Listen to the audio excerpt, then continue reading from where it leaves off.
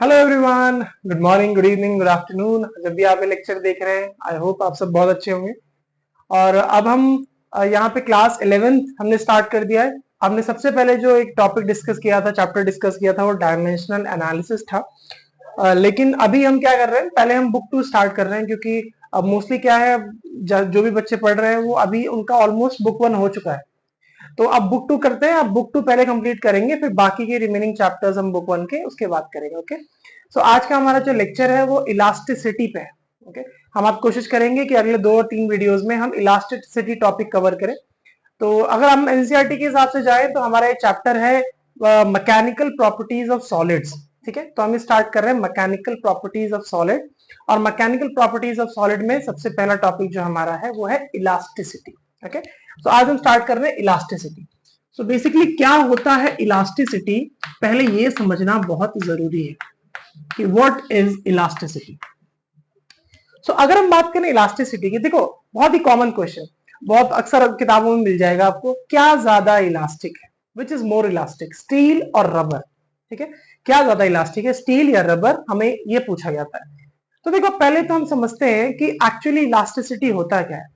Generally हमें ऐसा लगता है कि इलास्टिक चीजें वो होती हैं जो बहुत आसानी से खिंच सकती हैं, है ना। जैसे कि रबर बैंड, हम दिमाग अगर हमारी कोई इलास्टिसिटी पूछे तो सबसे पहला दिमाग में हमारे रबर बैंड आता है कि रबर खिंच सकता है, इसीलिए हम कहते हैं कि वो इलास्टिक है। बट ऐसा नहीं है। जरा समझते हैं आराम से, ठंडे दिमाग से। मान लो कि आप रबर है, आपके पास रबर बैंड है ना, जो हम घर में यूज करते हैं, जो किसी भी चीज को बांधने में, दूध की थैलियों में, दही, इस चीजों में मिलता है। तो रबर बैंड को अगर आप खींचो, एक बार खींचो और उसको छोड़ो, तो वो वापस अपनी जगह आ जाता है। मतलब रबर बैंड में कोई फर्क नहीं पड़ा, 2 बार यूज करो, 3 बार यूज करो, पर कोई फर्क नहीं पड़ा। लेकिन अगर आप उसी रबर बैंड को 100 बार अलग अलग पॉलिथीन में लगाओगे, 100 बार अलग अलग जगह यूज करोगे, तो आप नोटिस करोगे कि टाइम के साथ साथ वो थोड़ा सा खिंच गया है और वापस वो उस शेप का नहीं रहा जितना आप उसे मार्केट से लेके आए थे, है ना। ये अक्सर लड़कियां रिलेट कर सकती है। जैसे लड़कियों ने देखा होगा सर में हेयर बैंड बांधते, तो अगर आप देखो कि नया हेयर बैंड लेके आती है तो बहुत ही टाइट होता है, लेकिन अगर उसको यूज कर लो 2 महीने 3 महीने, तो देखते हैं कि वो थोड़ा सा लूज हो जाता है। सो एक्चुअली क्या हो रहा है कि यहाँ पे इलास्टिसिटी कह सकते हो आपकी लूज हो रही है। तो कैसे इलास्टिसिटी लूज हो रही है, अब जरा समझते हैं इलास्टिसिटी वर्ड टू वर्ड है क्या। इलास्टिसिटी किसी भी मटेरियल की वो प्रॉपर्टी है जो उसकी शेप को चेंज नहीं होने देना चाहती, है ना। यानी कि हम ऐसा कहें कि अगर फॉर एग्जांपल आपने रबर बैंड को खींचा है, और अगर आपने खींचने के लिए जो एक्सटर्नल फोर्स लगाया था, डिफॉर्मिंग फोर्स लगाया था, उसको हम जनरल डिफॉर्मिंग बोलते हैं क्योंकि उसके शेप को चेंज कर रहा है। तो अगर आप इस डिफॉर्मिंग फोर्स को हटा दो, तो क्या हो रहा है, ये वापस से अपनी जगह पे आ जाना चाहिए। लेकिन कुछ टाइम के बाद अगर आप डिफॉर्मिंग फोर्स हटा भी देते हो, फिर भी अपनी ओरिजिनल पोजीशन पे नहीं आता है। तो इसीलिए हम इसको कहते हैं कि ये इलास्टिक उतना ज्यादा नहीं है, मतलब धीरे धीरे अपनी इलास्टिक प्रॉपर्टीज को लूज कर रहा है। मतलब जो अपनी शेप को चेंज नहीं होने देना चाहता है, उसी को हम कहते हैं कि वो इलास्टिक है। ठीक है, जब उस पर हम एक्सटर्नल फोर्सेस को, सॉरी, एक्सटर्नल फोर्सेस को हटा दें या डिफॉर्मिंग फोर्सेस को हटा दें। क्लियर है इतना बात। अच्छा, तो अगर कोई हमसे पूछे कि स्टील ज्यादा इलास्टिक है या रबर ज्यादा इलास्टिक है, तो आप क्या कहोगे। क्योंकि अगर आप देखो रबर को आप खींच रहे हो तो अपनी शेप को रिगेन कर ले रहा है, नो नो, उसमें नो डाउट। लेकिन हो सकता है कि कुछ कुछ मिलीमीटर, कुछ माइक्रोमीटर, कुछ तो जरूर वो अपनी शेप को रिगेन नहीं कर पाया होगा, उसके अंदर कुछ तो परमानेंट खिंचाव आ गया होगा। एक बार यूज करने से हल्का सा रबर बैंड ढीला हो जाता है, यानी कि अपनी शेप रिगेन नहीं करी। लेकिन स्टील की अगर हम बात करें तो वो अपनी शेप को चेंज होने से रोकता है ना। तो हमें ऑब्वियस ही बात है ना, अब स्टील को तो आप खींच नहीं सकते ना, ऐसे तो बिल्कुल ही दारा सिंह नहीं हो तो आप स्टील को नहीं खींच पाओगे। तो अगर आप स्टील नहीं खींच पाओगे तो ऑब्वियस ही बात है, उसकी शेप को नहीं चेंज कर पाया, उसने अपनी शेप को चेंज होने से बचाया, यानी कि वो ज्यादा इलास्टिक है। सुनने में थोड़ा फनी लगता है, बट फिजिक्स की लैंग्वेज में हाँ, स्टील और रबर में से स्टील ज्यादा इलास्टिक है। Okay, I hope you got it. चलो स्टार्ट करते हैं। अगर हमें इतनी बात समझ में आ गई है, तो elasticity is the property to regain its original shape or tend to oppose any change in its original shape or size if deforming force is removed। अगर आप डिफॉर्मिंग फोर्स को हटा दें तो अपनी शेप और साइज में अगर वो कोई चेंज नहीं आने देना चाह रहा है, that means that is elastic. Okay, अच्छा, इतना समझने के बाद हम 2 टर्म समझते हैं। सबसे पहली टर्म हमारे पास है स्ट्रेस। हाँ, ये वो वाला स्ट्रेस नहीं है जो तुम्हें एग्जाम में होता है या सिलेबस देख के होता है। अब क्या होता है स्ट्रेस, पहले समझने की कोशिश करते हैं। स्ट्रेस बेसिकली एक तरीके का फोर्स है। कैसा फोर्स, जो कि रिस्टोरिंग फोर्स, जो कि किसी भी बॉडी के यूनिट एरिया पे लग रहा है। अच्छा, थोड़ा कंफ्यूजिंग है बिल्कुल। तो जैसे फॉर एग्जांपल अगर मैं कहूं, मान लो एक रॉड है, अगर आप उसे खींचने की कोशिश कर रहे हैं तो रॉड खींचना तो नहीं चाह रही है ना, वो तो इलास्टिक है ना, तो कितना उस पे रिस्टोरिंग फोर्स लग रहा है, मतलब कितना फोर्स लग रहा है उसकी शेप को होल्ड करने के लिए उस यूनिट एरिया पे, उसको कहते हैं स्ट्रेस। ठीक है, तो अगर हम स्ट्रेस को डिफाइन करना चाहें तो हम कहेंगे it is defined as the force acting on a, या deforming force acting on a unit area to hold its original shape और साइज, है ना, या फिर to avoid any to restrict और to avoid any change in its shape. ठीक है, तो स्ट्रेस का अगर हम जनरली फॉर्मूला जो होता है वो हमारे पास स्ट्रेस का फॉर्मूला होता है ये, stress is equal to force acting on a unit area. ठीक है, ये हमारा स्ट्रेस का फॉर्मूला होता है, इस बताना जरूरी है तभी हम न्यूमेरिकल कर पाएंगे, अदरवाइज फिर हम फंस जाएंगे बुरी तरीके से। अच्छा, अगला टर्म हमारे पास है स्ट्रेन। ठीक है, देखो क्या होता है स्ट्रेन। अगर स्ट्रेन की हम बात करें तो देखो ऑब्वियस सी बात है, अगर आप किसी बॉडी के ऊपर फोर्स लगाओगे तो फोर्स लगाने से हो सकता है उसकी लेंथ में कुछ चेंज आ जाए, हो सकता है उसकी शेप में कोई चेंज आ जा सकता है, हो सकता है उसके वॉल्यूम में कोई चेंज आ जाए। तो बेसिकली जब किसी भी बॉडी के डायमेंशन में कोई चेंज आता है तो उसका रेशियो अगर उसके ओरिजिनल डायमेंशन से ले ले हम, तो उसी को हम स्ट्रेन कहते हैं। तो यानी कि हम ऐसे कह सकते हैं कि स्ट्रेन इज डिफाइंड एज, इसको हम ऐसे लिखते हैं, change in dimension, change in dimension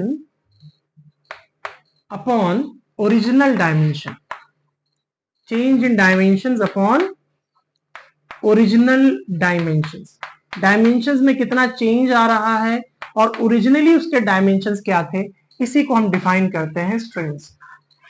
ठीक है, बस बहुत इजी चैप्टर है, बहुत इजी चैप्टर है, आराम से हम चैप्टर को करेंगे। अब इसके न्यूमेरिकल करेंगे, बेसिकली हमारा फोकस तो न्यूमेरिकल पार्ट पे है। अगर आपको यहाँ पे कोई डाउट है स्ट्रेस और स्ट्रेन में तो आप मुझे बताएंगे। ठीक है, आई होप यहाँ तक कोई दिक्कत नहीं होगी।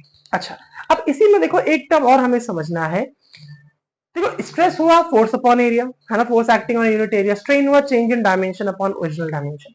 अच्छा, सोच के बताओ, लॉजिकली बताओ कि अगर मैं, फिर चलो यहाँ लिख सकते हैं ना, लिख सकते हैं, कोई दिक्कत नहीं, देखूं जरा फ्रेम में यहाँ दिख रहा है, हाँ कोई दिक्कत नहीं बहुत जगह।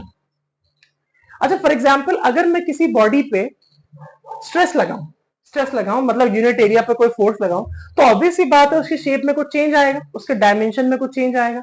तो ऑब्वियस सी बात है अगर उसके डायमेंशन में किसी भी तरीके का कोई चेंज आ रहा है तो वो क्यों आ रहा है, क्योंकि स्ट्रेस की वजह से आ रहा है। तो जितना ज्यादा स्ट्रेस हम लगाएंगे उतना ज्यादा उसके डायमेंशन में चेंज आएगा। यानी कि क्या हम ऐसा कह सकते हैं कि देखो यहां से देखना कि जो भी स्ट्रेस है, चलो मैं ऐसा कर लेता हूं, चलो इस लैंग्वेज में लिखते हैं कि जो भी स्ट्रेन है that is directly proportional to stress, हाँ या ना, मतलब जितना ज्यादा स्ट्रेस में लगाऊंगा उतना ज्यादा उसकी शेप में चेंज आएगा, जितना ज्यादा स्ट्रेस लगाऊंगा उतना ज्यादा स्ट्रेन होगा। अच्छा, ऑब्वियस सी बात है जब भी हम प्रोपोर्शनैलिटी का साइन हटाते हैं तो प्रोपोर्शनैलिटी का साइन हटाकर क्या लगाते हैं, मेरे हिसाब से तो लगाते हैं कांस्टेंट। तो यहाँ पे हमने प्रोपोर्शनैलिटी का साइन हटाकर क्या लगा दिया, कांस्टेंट लगा दिया, और साथ में क्या लिख दिया, स्ट्रेन। अच्छा, ऑब्वियस सी बात है स्ट्रेन को हम डिवाइड में लेके आ सकते हैं, तो यानी कि हम ऐसा कह सकते हैं कि जो स्ट्रेस और स्ट्रेन का जो रेशियो है, स्ट्रेस और स्ट्रेन का जो रेशियो है वो क्या है, एक कांस्टेंट वैल्यू है। स्ट्रेस और स्ट्रेन का रेशियो जो है वो क्या है, एक कांस्टेंट वैल्यू। और यही कांस्टेंट जो होता है, ये जो कांस्टेंट होता है, हमेशा कभी भी हम स्ट्रेस और स्ट्रेन का रेशियो निकालेंगे तो वो हमें एक कांस्टेंट वैल्यू ही देगा। ठीक है, और ये जो कांस्टेंट वैल्यू है ना, इसी को हम कहते हैं मॉडुलस ऑफ इलास्टिसिटी। ठीक है, इसी कांस्टेंट को हम कहते हैं, this constant is known as modulus of elasticity. ठीक है, इसी को हम मॉडुलस ऑफ इलास्टिसिटी भी कहते हैं। ठीक है, this is known as modulus of elasticity. अगर ये मॉडुलस ऑफ इलास्टिसिटी है, और अगर ये मॉडुलस ऑफ इलास्टिसिटी है तो देखो वैसे इसके ना, इसी मॉडुलस ऑफ इलास्टिसिटी को हम और भी अलग अलग कैटेगरीज में भी कैटेगराइज करेंगे, किस तरीके से बॉडी के शेप में चेंज आ रहा है उसके अकॉर्डिंगली उस पर हम कैसा फोर्स अप्लाई कर रहे हैं। लेकिन फिलहाल ये जान लो ये कांस्टेंट जो है ये मॉडुलस ऑफ इलास्टिसिटी होता है। और ये जो रेशियो लेते हैं हम स्ट्रेस टू द स्ट्रेन का, इसी को हम एक और नाम से जानते हैं, इसी को कहते हैं हुक्स लॉ। ठीक है, Hooke's apostrophe s law, Hooke's law. तो अगर आपसे कभी एग्जाम में कोई पूछे कि व्हाट इज हुक्स लॉ, तो आप दोनों आंसर कर सकते हैं कि it is defined as the ratio, according to Hooke's law the ratio of stress to the strain is always a constant value. ठीक है, ये ऐसे भी कह सकते हैं कि according to Hooke's law the strain is directly proportional to the stress applied. Is that clear? ठीक है, यहां तक अगर बात समझ में आई है तो मैं आगे बढ़ता हूं। ठीक है, चलो मैं यहीं पे स्टार्ट कर देता हूं, फिर मैं आगे बढ़ूंगा। चलो क्या क्या हम क्वेश्चन करके इसी वीडियो में हो जाएगा। अच्छा, तो देखो सबसे पहले तो हमने क्या लिया यहाँ पे मॉडुलस ऑफ इलास्टिसिटी लिया। अब मॉडुलस ऑफ इलास्टिसिटी के 3 टाइप्स होते हैं। ठीक है, 3 टाइप्स होते हैं। उसका सबसे पहला टाइप हम आज पढ़ने वाले हैं, वो है यंग्स मॉडुलस ऑफ इलास्टिसिटी। मैं कहां लिखूं? मैं यहां लिख देता हूं। चलो फिर हमें दूसरी स्लाइड में ना सीधा क्वेश्चन ही करेंगे। यंग्स मॉडुलस ऑफ इलास्टिसिटी क्या होता है? यंग्स मॉडुलस ऑफ इलास्टिसिटी मैं थोड़ा शॉर्ट में डिस्कस कर लेता हूं, फिर अभी न्यूमेरिकल पार्ट में थोड़ा डिटेल में डिस्कस करूंगा। ऑब्वियस ये बात है, मॉडुलस ऑफ इलास्टिसिटी है तो स्ट्रेस और स्ट्रेन का रेशियो होगा, लेकिन कैसा स्ट्रेस और स्ट्रेन? देखो फॉर एग्जांपल हमारे पास एक रॉड है, ये रिजिड सपोर्ट से ना मैंने एक रॉड बांधी हुई है, ये रॉड है मेरे पास। ठीक है, ये अब इस रॉड का लेंथ फॉर एग्जांपल L है, और मैंने ना ये इसका unit area of cross section है A। तो हो सकता है कि मैंने यहाँ पे ना कुछ फोर्स लगाया हो, कुछ एक्सटर्नल फोर्स यहाँ पे अप्लाई किया हो, और एक्सटर्नल फोर्स अप्लाई करने से ये रॉड थोड़ी सी खिंच गई हो, ये रॉड थोड़ी सी खिंच गई हो, यानी कि इसकी शेप में थोड़ा चेंज आ गया हो। कितना चेंज? डेल्टा L लेंथ का चेंज आ गया। यानी कि अब क्या हो रहा है, देखो फोर्स लगा रहे हैं F एक्सटर्नल, किस एरिया पे लगा रहे हैं? Area of cross section A पे, और उसकी वजह से उसके डायमेंशन में कितना चेंज आया? डेल्टा L, और ओरिजिनल लेंथ कितनी थी? L। यानी कि मॉडुलस ऑफ इलास्टिसिटी में मैं क्या लिखना चाहूंगा, इसको हम, क्योंकि हम सीधा सीधा खींच रहे हैं ना, तो इसको हम कहते हैं longitudinal stress upon longitudinal strain, longitudinal stress upon longitudinal strain. ठीक है, अब लॉन्गिट्यूडनल स्ट्रेन क्या है? देखो बल्कि यंग्स मॉडल ऑफ इलास्टिसिटी को ना वैसे y से डिनोट करते हैं। तो लॉन्गिट्यूडनल स्ट्रेस कितना हो गया भाई? स्ट्रेस का फॉर्मूला तो यही होता है, फोर्स अपॉन एरिया। तो यहां लिख दिया मैंने फोर्स अपॉन एरिया। ठीक है, और लॉन्गिट्यूडनल स्ट्रेन कितना हुआ? Change in dimension upon original dimension. तो डायमेंशन में कितना चेंज आया? मेरे हिसाब से डेल्टा L है ना, और ओरिजिनली डायमेंशन कितना था? अगर आप ओरिजिनली देखें तो डायमेंशन कितना था? ओरिजिनल डायमेंशन कितना था? L। तो फाइनली हमारे पास यंग्स मॉडुलस का ये फॉर्मूला हो गया। Young's modulus is equal to force upon area into change in dimension upon original dimension. दिख रहा है ना यहाँ तक? आई होप सब दिख रहा है। ओह वेरी वेल, बहुत अच्छे से दिख रहा है, कोई दिक्कत नहीं है। ठीक है, तो आई होप ये बात यहाँ तक समझ में आ गई होगी।